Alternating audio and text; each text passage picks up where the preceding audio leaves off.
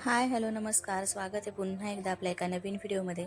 आज नाश्त्यासाठी इथे बनवलेला पास्ता ते पाण्यामध्ये थोडंसं तेल आणि मीठ घालून एका बाजूला शिजत ठेवलेलं आहे. इकडे तेलावर कांदा टोमॅटो घातले, थोडंसंच परतवून घ्यायचे आणि नंतर हळद आणि मसाला घातला जसं आपल्या आवडीनुसार. बाकी कोणता पास्ता मसाला वगैरे टाकलेला नाही आहे. आणि मग ते शिजलं की नंतर इकडे टाकायचं आणि सूप पाहिजे असेल तर थोडंसं ते पाणीसुद्धा घ्यायचं.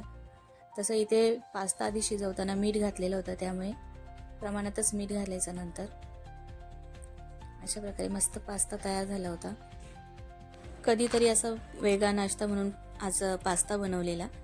मॅगी पास्ता असं कधीतरीच बनवतो.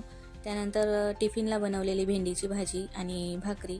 त्यासाठी ते भेंडी चिरून घेतलेली आहेत बारीक. भेंडी धुवून पुसून घेतली होती आणि नंतर चिरून घेतलेली आहेत. त्याच्यानंतर त्याच कढईमध्ये मी तेल गरम करत ठेवलं आणि त्याच्यामध्ये कांदा आणि मिरची घातलेली आहे.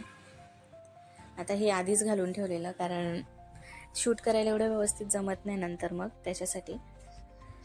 आता हे लसूण टाकून घेतले, 2 लसूण पाकळ्या टाकल्यात. दीदीसाठी आणि माझ्यासाठीच भाजी होती आज टिफिनला, त्याच्यामुळे.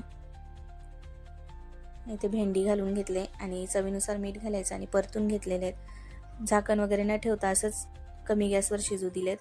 मस्त अशी कुरकुरीत भेंडी होतात. 2-3 मिनटं परतत राहायचे, त्यातला चिकटपणा पण कमी होत जातो.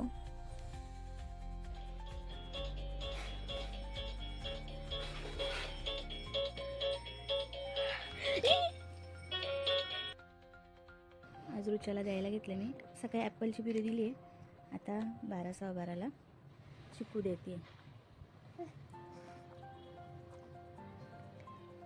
आजच्या 2 रेसिपी झटपट अशा आणि छोटासा हा ब्लॉग तुम्हाला कसा वाटला कमेंट करून नक्की सांगा. आता रुचा बसण्याचा पण प्रयत्न करते थोडं. मग अशी बघितलं असेल तुम्ही. आणि तिला थोडं खायचं चालू केलेलं आहे आता. ॲपल प्युरी दिली होती सकाळी, वरची साल काढून मिक्सरला करून देते आणि कधी चमच्याने काढून देते. आता चिकू देते मी तिला. अगं